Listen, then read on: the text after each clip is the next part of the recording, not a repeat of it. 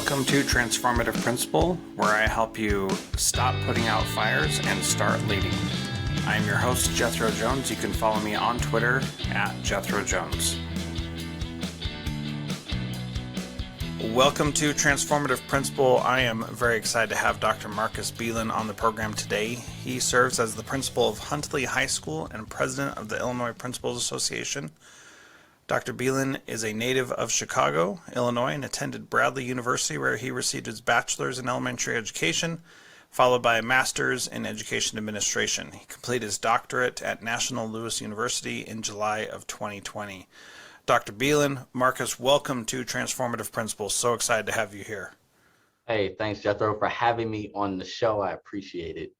Oh, man, I'm honored to have you. Got to give a shout out to our mutual friend who connected us originally, Bridget Belcastro, who is a principal there in the Chicago area. And there are quite a few people in the Chicago area who listen to my podcast, and several that I've interviewed, including Michael Lubelfeld, Nikki Bellini, and then Tom Mahoney, and a few others that you probably know and love, and Angela Mahoney also, and probably other people that I forgot, which is awkward, but you know, that's how it goes sometimes. That's awesome. I do know some of the greats there. That's a great list. The people that I have interviewed, I'm just humbled and amazed that I've even had the chance to talk to so many people, and you are one of those people and have come highly recommended from multiple people, I would add. And so I'm excited for what we're going to talk about today, which we did not say this is exactly what we're talking about. So that's kind of the fun, is we're just going to let this conversation go where it may. So one of the things that we talked about is the need for kids to feel like they belong. And that extends to teachers and principals as well. And especially now, it seems like that is really needed. So tell us about why that's so important and what you do to help people feel like they belong. Yeah, that's a great topic to speak about. One, because it's when kids spend more of their time in a school building, you know, engaged in life, right? Growing, not just learning, but interacting with people, interacting with friends. They spend most of their time doing that in a school building as opposed to outside in other places. And that's important to know, right? Because schools are the primary piece of our community. They make up, when you think of a community, you think of a church, a school, houses, a post office, police station. You know what I mean? Like just the basic necessities of a community. But school is always the primary focus. And when kids feel as though they belong to something, they create this community within inside of that building that allows them to grow and mature and learn about themselves and others.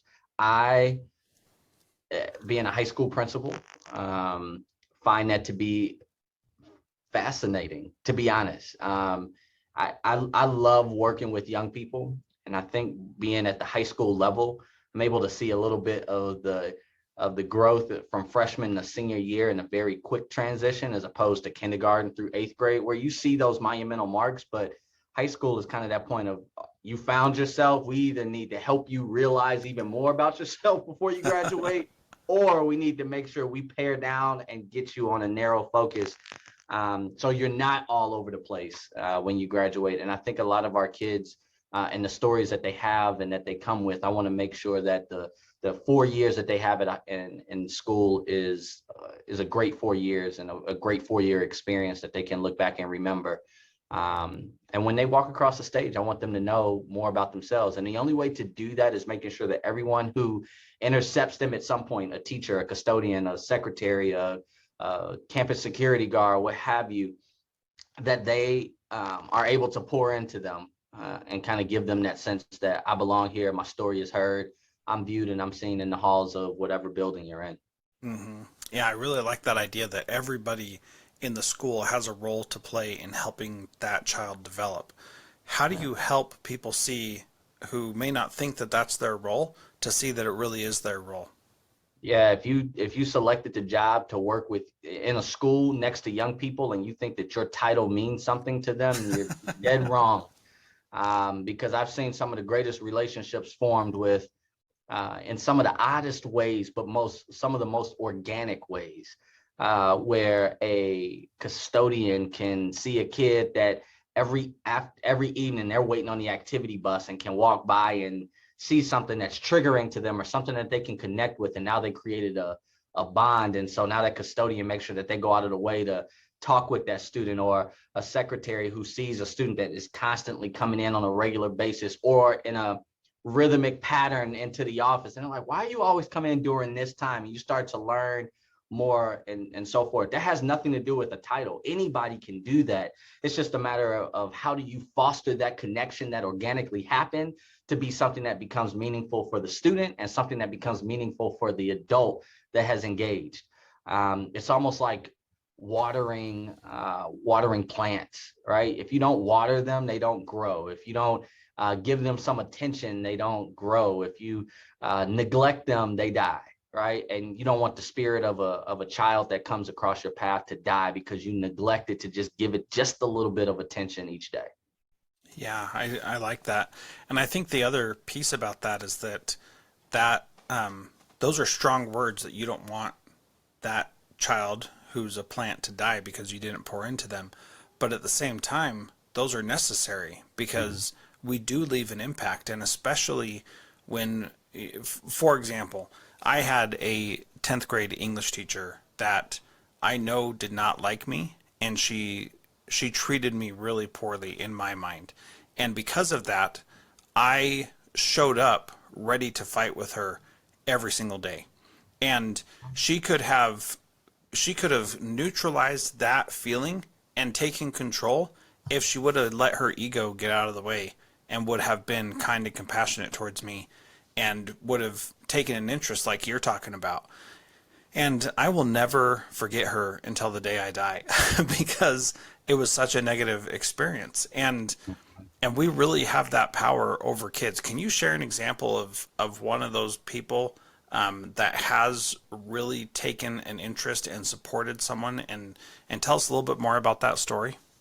Yeah, I have a teacher in my building that literally has saved kids' lives, right? Mm. They have made some connection with them, and it's it's so interesting to watch, right? Because when you have kids, like I have kids do shout outs to staff members every once in a while, or we'll do like a flip grid where they'll submit a video and I'll make a compilation of videos, and they always name this one teacher. It's always like the anomaly of, like, if I had to make a bet and put some money on who they were going to name, they name this teacher. And um, it's a genuine care that is just in his bubble of where he walks. It's like you genuinely can tell that this person cares about kids. And we have some students who are kind of in their lowest of the low of life, right? Kids go through peaks Mm-hmm. and valleys. And this kid was really in the valley, and was able to reach out to this teacher, have a conversation, because he trusted the teacher, trusted the understanding of what he was saying to him to help him kind of navigate some of the challenges he were facing, and save this kid from doing something that he wasn't going to come back from. And that, to me, just shows the impact of what a single relationship could be, if trust is the foundation of that relationship. And that just takes time. And for kids, while it may take time depending on their story and kind of where they come from, if trust has always been an issue with them and adults and who they see, it's going to take a little bit longer for others. But there are some kids who will dive right in head first, because kids love hard. And once they Mm-hmm. see that you actually care about them, they'll dive in, and they don't want to be separated from you. So they'll give you a lot more, and you'll be able to quickly get them there. But that's the importance of that foundation. Yeah, and I love that idea of the foundation being trust, because when it is, then trust doesn't mean that you give everything over to them. Trust means that you know they've got your best interest at heart, and they're Mhm. going to do whatever they can within their power to help you out and help you be successful. And that's what it means, is that you can go to them with the things you're struggling with and the things that you're doing great with. You can share your successes and your failures, and there's still love and support there, even when you make a mistake or even when you do something wrong. I think And if you, I think yeah. if you know, like, that somebody that you have this relationship with is going to tell you in those moments the things that they'll tell you some of the things you want to hear, but they'll more importantly tell you things that you don't want to hear to help you grow. And when you can trust that and be able to accept that constructive feedback from them and actually act on it, not just hear it, but actually act on it and grow as a person, that develops that level of trust a little bit quicker and makes it even stronger. But it all comes at a cost as well, because just as much as you build up, as quickly as you build it, as strong as you build it, it can quickly be torn down like a house of cards if you neglect it for just that one moment, or if you fail to not give it the attention, or you mislead them in a direction where they're like, but you told me to do this, I did it, and look at where I am now. Yeah. So it's a calculated steps that you take in a relationship to make sure that you can sustain it. Hmm. Yeah. And if you really are based on trust, you also are going to uh, know how far you can push, right? Mhm. And not push so far that they then say, "Wait, you're just trying to get me to do something else," and leaving the choice up to them. And before we move on, let's hear from our sponsors. I want to talk a little bit about that because that's something that, especially in high schools, there I think we focus too much on kids doing what we want them to do without recognizing that they are their own person and trying to figure out who they really are. And so, how do you balance that with disciplinary situations? Even with things serious like weapons or drugs in school, or things that aren't that serious, like talking back to a teacher. I don't mean to say that's not serious, but compared to the others, it's not. So, how do you manage that with discipline? Yeah, I think, we've used this, people have used this term and I've heard it. I'm like, I don't know. I don't know. I necessarily like that term in a sense, but it's the pound of flesh. Like you Right. want to pound, like you just want to make sure that this kid knows. So we're going to throw this discipline at it, expecting that it's going to change the behavior. And it really doesn't change anything about the behavior. It just exacerbates it because this kid is like, all right, cool. I know what's going to happen. And then that kid constantly does the same thing, expecting nothing different, right? They're not Right. expecting, they just know that you can't stand this kid and that you're going to come. So sometimes they do what they do as kids. They push those buttons. They are going to try you. Um, and also, and I think that's why a lot of educators and even schools have shifted to some of the more restorative practices Mm-hmm. within discipline, because realizing that, okay, you didn't show up to class, I'm gonna give you a detention. Okay, you didn't show up a second time, I'm gonna give you another detention. And you constantly are getting these punitive reactions to a situation, when the reason that they didn't show up to class is because they were having some social or anxiety or a mental breakdown, or they were stressed, or they had some stuff going on at home, or they've been sick, or the list goes on, or they were just neglecting your class because you said something to them the other day that they were upset about, or Yeah. they're afraid to show up because they're going to disappoint you. Like it could go in a myriad of different ways. And so why not have some of these conversations as to why you feel the way that you feel? And the problem with that is, I think, kind of going back to your original question of it being so challenging, and when it comes to discipline, how do you navigate that? People need to understand that it's not being soft when it comes to discipline, right? People look back at traditional education as like, when I was in school and I went to the principal's office, oh, I got in trouble, and then I got in trouble at home again, and but it's not about that, right? Like kids really we need to be able to hear them. We need to be able to hear their voice to figure out what they need. And in order to do that, you got to have a conversation. That's Mm-hmm. going to change, potentially change the behavior, as opposed to a detention where you have no contact with the kid. They sit in a room with a person that you paid for that hour to just sit there with that kid with no interaction, no explanation as to why they're there. They're like, hey, I'm here. When I leave, time served, and I'm on to doing the next thing. Yeah. So And I feel like it's gone from this, when we were kids, it was about punishment, and then it's gone to discipline, about having discipline, and now it's about learning. And I think that's the right approach to take. That it's taken us some time to get there, but when we recognize that our job in a school is to help kids learn, then sometimes a punishment can do that, but it is often the most inefficient tool to teach them something a punishment is. And so we want to help kids learn. So that's how I frame this as when we were kids, it was about punishment. As we got older, then it became more about discipline. And now it's really about helping the kids learn who they want to be and how they want to present themselves to the world. And I found every time I approach it that way with a kid, then they have morals, they have values, and they have codes of conduct within themselves that I don't even have to say anything. You know, is this who you want to be? The kid who beats up somebody else? No, that's not who I want to be.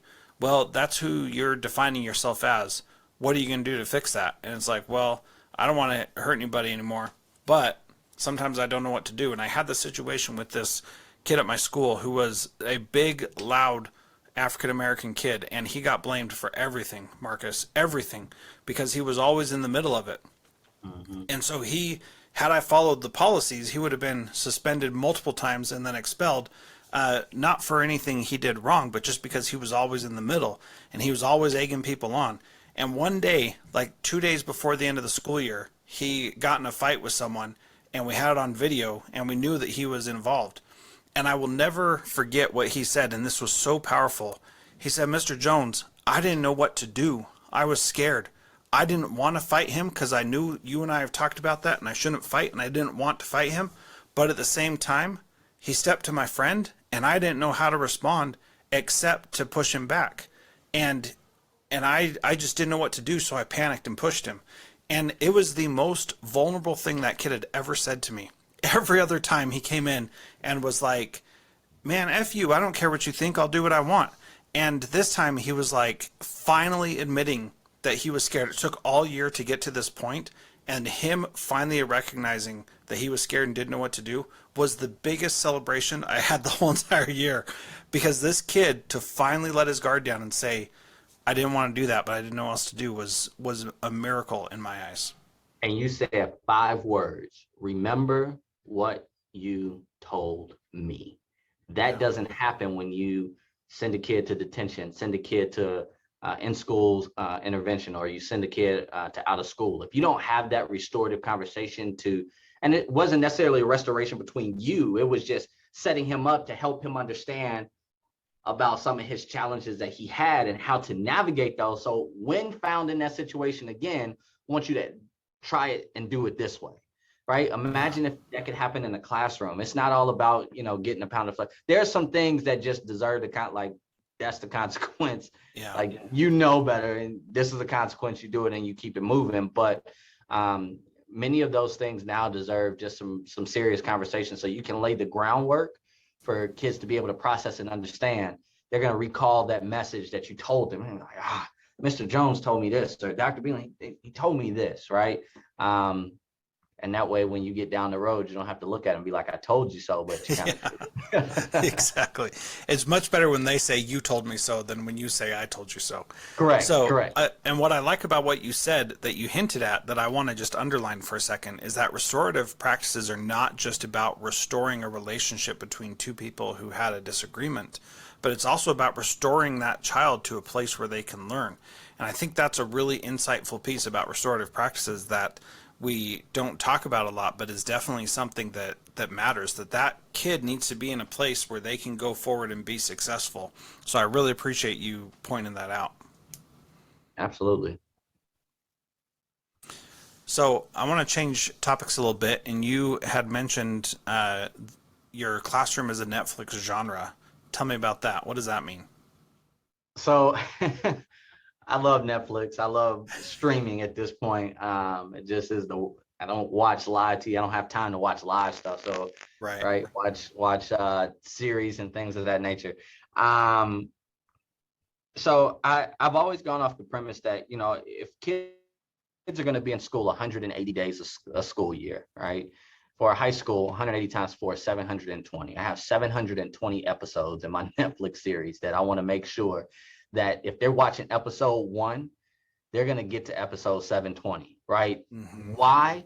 Because every single episode is engaging. It's capturing. It leaves them wanting more every single day. People talk about Netflix series that only make it 1 or 2 seasons. They were like, "Oh yeah, I started this series and So I couldn't get through the first 3 episodes, man. It was long, it was slow, it was this. You don't want kids to say that about a classroom. You don't want kids to say that about the school and the culture, right? You want to figure out like what is going to keep them coming back every single day. And so I use that metaphor of a Netflix series because I want people to know what it takes to get them hooked into a Netflix series and equate that to what it should be for kids and education every single day. I want them to binge watch what's going on in their class every single day, wanting more and more. Yeah. So the challenge with that is that sometimes teachers think we are saying that they are entertainers and that they're just there to, be a Netflix show for kids. What's your response to that argument? Um, there are some days where you got to be on, and you have to give them that hook and that engagement. You have to model for them. You have to show them what the expectations are. You have to show them whatever you're doing in your classroom, the importance of it, right? Sometimes it is showing and modeling for them, but I think the importance of not feeling like my classroom is a stage and a platform and I am the star of this show. You have your cast. Your cast is your entire classroom. They make the magic happen. I want teachers to be directors and to be able to sit back and like let them be in a space where they can be creative, let them be in a space where they can be engaged with one another, where they can collaborate with each other, and where they can coexist.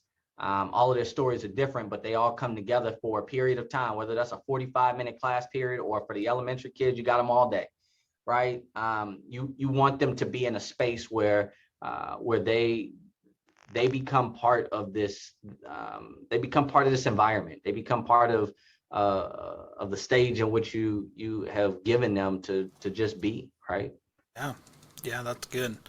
So, the last question I ask is, what is one thing that a principal can do this week to be a transformative principal like you? So many things come to mind. I think right now, the space in which I'm stuck, and this is just all based off of time as well in the recording of this podcast. To be a transformative principal is to actively listen and hear the stories and the voices that exist within your building. We started this podcast talking about being connected. It's not just about the kids.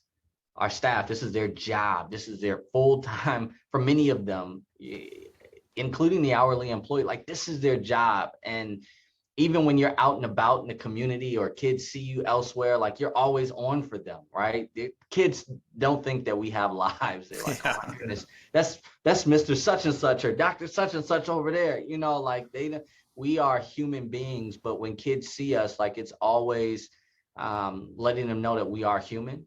But we spend our time pouring into the lives of young people. And sometimes kids cry out in so many different ways for help, but they also are ready to be there when we need to boost them up when they've hit their peak. They want to look off their peak and see all of these people who have cheered them on to get to that high place. You know whose journey you're watching. You don't know what student is watching your journey, yeah, even as a teacher. As educators, we kind of got into the profession with the cliche story of like, oh, I remember Mr. Such and such or Miss Such and such from my first grade teacher or my high school history teacher or my this or my that. It was an educator that kind of got your eyes twinkling of like, ooh, I want to be an educator because I want to be like fill in the blank. And again, just like I said, you're watching kids grow and you're watching their journey as they learn more about themselves and look back and they remember you as somebody great to them. They're watching your journey. They are watching you. They're watching what you do, and you have the ability to be an asset to this profession, not just in your classroom, but as a greater whole, and having that pipeline of teachers who are wanting to come into the profession. Everybody who's in education has the ability to make or break that pipeline. Yeah, absolutely. That's great advice. If you want to learn more from Marcus, you can follow him on Twitter at Marcus J. Belin, Belin. And of course, check him out there. And he's got links to his website and information about his podcast, Unapologetic Leader. And Marcus, thanks so much for being on Transformative Principal today. Thanks, Jethro. I appreciate you having me.